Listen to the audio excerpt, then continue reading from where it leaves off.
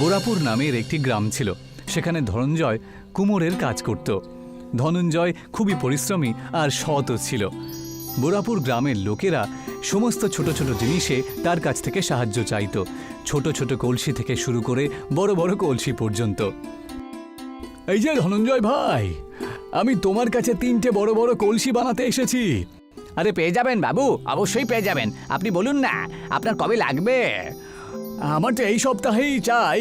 আসলে ব্যাপারটা হলো যে আমাদের বাড়িতে অনেক অতিথি আসতে চলেছে, ওদের জন্যই আমি এক একটা কলসি রাখতে চলেছি, বুঝেছো?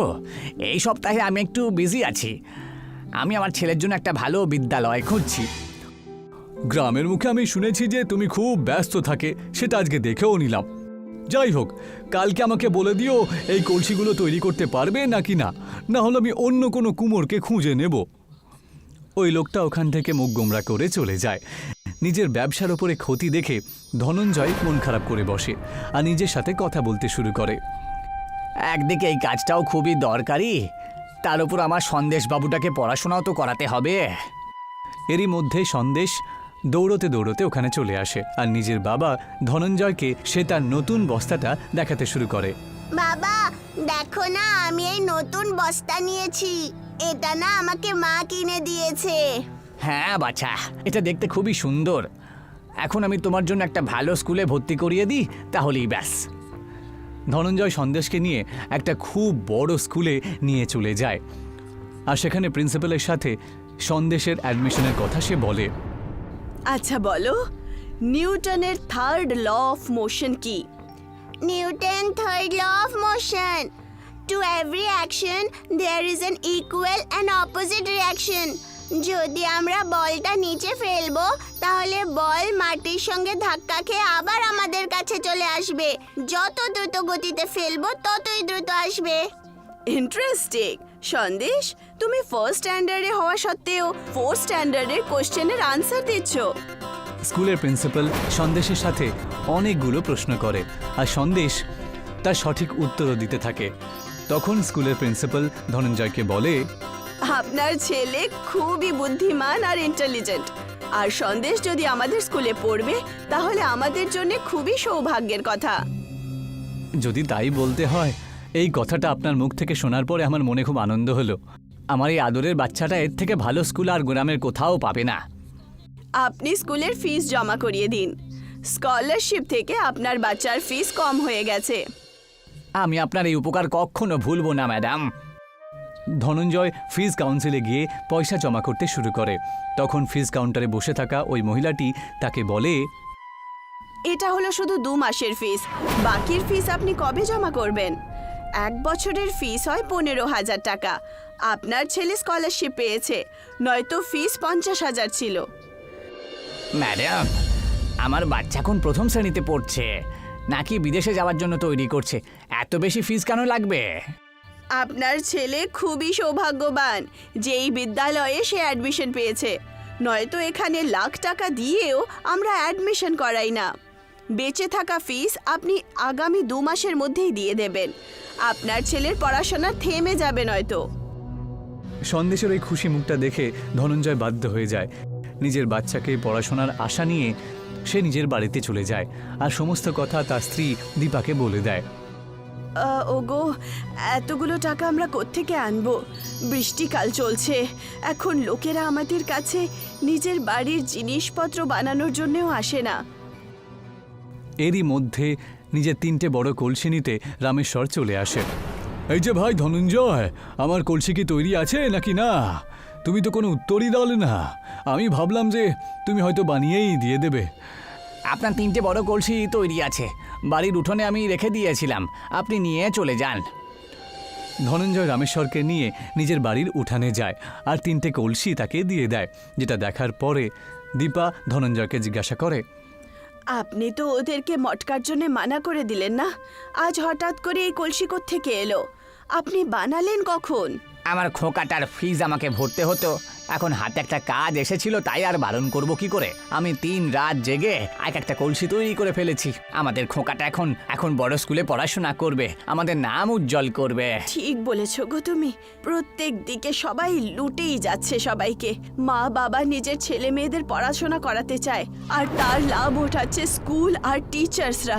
গরিবদের এই দুঃখের লাভ ওঠাচ্ছে ওরা। কয়েকদিন পার হয়ে যায়। সন্দেশ একই রকমভাবে স্কুলেই যেত। গ্রামে হঠাৎ করে বিশাল বৃষ্টি শুরু হয়ে যায়। রোদ বেরোবার তো নামবন্ধ ছিল না। তখন স্কুল থেকে ধনঞ্জয়ের বাড়িতে একটা চিঠি আসে। চিঠিতে লেখা আছে যে স্কুল পুরো 2 মাস পর্যন্ত বৃষ্টিতে বন্ধ থাকবে, তাই স্কুল অনলাইন চলবে। সমস্ত বাচ্চাদেরকে ল্যাপটপ দিয়ে স্কুল অ্যাটেন্ড করতে হবে। দীপা আর ধনঞ্জয় চিঠি পড়ার পরে মন খারাপ করে বসে। ওরা দ্বিধার মধ্যে পড়ে যায় যে এখন কি করা যাবে তাহলে। বাবা, স্কুলের সমস্ত বাচ্চাদের কাছে ভালো ভালো ল্যাপটপ আছে। প্রধান মশাইয়ের ছেলে অমনও আমার সাথেই পড়ে, আর তার কাছেও ল্যাপটপ আছে। ওরা সবাই আমার ইউনিফর্ম আর অনেক জিনিসের জন্য খুব ঠাট্টা ওড়ায়। প্রত্যেক দিন স্কুলে আমার টিফিন না নিয়ে যাওয়ার কারণে আমাকে খুব বিরক্ত করে। খোকা, আমি কিছু একটা করছি, তুমি চলো আমার সাথে, আমি দেখি যে কি হয় ওখানে। নিজের ছেলের মুখে কথাগুলো শোনার পরে ধনঞ্জয় মাথা গরম করে প্রধান মশাইয়ের বাড়িতে যায়। মাথা গরম করে ধনঞ্জয় বাড়ির মধ্যে ঢুকে পড়ে। আপনি যতই পয়সা খরচা করুন না কেন, কিন্তু আপনার ছেলেটা আপনার মতনই কঠোর হবে। মুখ সামলে কথা বলো ধনঞ্জয়। আমাদের বাচ্চারা এক স্কুলে যায়, এর মানে এটা নয় যে তুমি আমার সমতুল্য হয়ে গেছো। আপনার ছেলে আমার ছেলের কাছে ল্যাপটপ না থাকার কারণে গরিব গরিব বলে রাগায় সব সময়। তাইতে ভুলটা কি? তোমরা তো সবাই গরিবই, তাই না? স্কুল স্কলারশিপ পেয়ে যেতেই পারো, কিন্তু যোগ্যতাতে এক কি করে হবে তুমি? হুই হুই, আমার কাছে তো দামি ল্যাপটপ আছে, তোর কাছে তো নেই। বাবা, দেখলে তো তুমি, এখন আমি তোমার সাথে কথা বলবো না। পুরো 50,000 টাকা দাম ল্যাপটপটার, বুঝেছো? তুমি তো ফিসটাও যেমন তেমন করে ভরেছো। সন্দেশ কাঁদতে কাঁদতে ওখান থেকে নিজের বাড়িতে চলে যায়। তুমি পৃথিবীর সব থেকে বাজে বাবা, আমি বাড়ি ছেড়ে চলে যাব। বাবা কাঁদে না, ঈশ্বর সব ঠিক করে দেবেন। আমি তোমার জন্য একটা ভালো ল্যাপটপ কিনে এনে দেব। ধনঞ্জয়ের এই কথা শোনার পরই সন্ধ্যের কান্না বন্ধ হয়ে যায়। আমি তোমাকে আজকে রাত্রেই একটা সুন্দর ল্যাপটপ তৈরি করে দেব। তুমি পৃথিবীর সবচেয়ে ভালো বাবা। সন্দেশকে কথা দিয়ে ধনঞ্জয় সংকোচে পড়ে যায়। ধনঞ্জয়ের কাছে একটা কানাকড়িও ছিল না। তখন দীপা তাকে বলে, এখন তুমি কোত্থেকে ল্যাপটপ নিয়ে আসবে গো? আমি তো কিছুই বুঝতে পারছি না। সন্দেশকে প্রাপ্ত শিক্ষা দেওয়াটাই হলো আমার উদ্দেশ্য। সন্দেশের চোখে আমি আর জল দেখতে পারবো না। নিজের বাচ্চাকে পড়াশোনা করিয়ে বড় মানুষ করে তুলবো। তুমি ওকে মাটির ভালো ল্যাপটপ বানিয়ে দিয়ে দাও, আমি তার মধ্যে রং লাগিয়ে সেটা পুরো ল্যাপটপ বানিয়ে দেব। ধনঞ্জয় আর দীপা সময় নষ্ট না করে মাটির একটা ল্যাপটপ বানাতে শুরু করে। দীপা ওই মাটির ল্যাপটপের মধ্যে একটা কাঁচের স্ক্রিন লাগিয়ে দেয়। ধনঞ্জয় কিবোর্ড বানিয়ে দেয়। ল্যাপটপটাকে শুকিয়ে আমাকে দিয়ে দাও, আর আমি সেটা হুবহু ল্যাপটপের রঙে রঙিয়ে দেব। দীপা ওর মধ্যে ল্যাপটপের মতনই একই রকম রং করে দেয়। এই যে হয়ে গেল মাটির ল্যাপটপ তৈরি। ব্যাস, সন্দেশকে এই ব্যাপারে যেন জানতে না পারে। নিজের বাড়ি বাঁধা দিয়ে হলেও আমি ওর জন্য একটা ল্যাপটপ নিয়ে আসবই। আজকে শনিবার গো, আর আমি শনি ভগবানকে জল লাগানো ভুলেই গেলাম। যদি ঈশ্বর থাকতেন না, তাহলে তো আমাদের সাহায্য করতেন নাকি? যেই দীপা এগোতেই যাচ্ছিলেন তখনই দীপার হাত থেকে জল ওই শুকনো ল্যাপটপে পড়ে যায়, আর ল্যাপটপটা জলের কারণে নষ্ট হয়ে যায়। এটা তুমি কি করলে বলো তো? সর্বনাশ হয়ে গেল গো, সমস্ত পরিশ্রম জলে চলে গেল। আমার ভুল হয়ে গেল গো, আমি জানতাম না যে এত সব কিছু হবে। দীপা কান্নাকাটি করতেই যাচ্ছিল, তখনই ওখানে শনিদেব প্রকট হন আর উনি বলেন, হে পার্থ, কান্নাকাটি করো না, আমি তোমাদের ডাক শুনে নিয়েছি। আপনার দর্শন পেয়ে আমরা তো ধন্য হয়ে গেলাম শনি দেবতা। প্রত্যেক শনিবারে তুমি আমার উপরে জল চড়াও, এটা ব্যর্থ যাবে না। তুমি এই মাটির ল্যাপটপ নিয়ে চিন্তা করো না, তুমি আমার জন্য যা ভক্তি করেছো তা ব্যর্থ যাবে না। শনিদেব নিজের চমৎকারী শক্তির সাহায্যে ওই মাটির ল্যাপটপটাকে একদম ঠিক করে দেয়।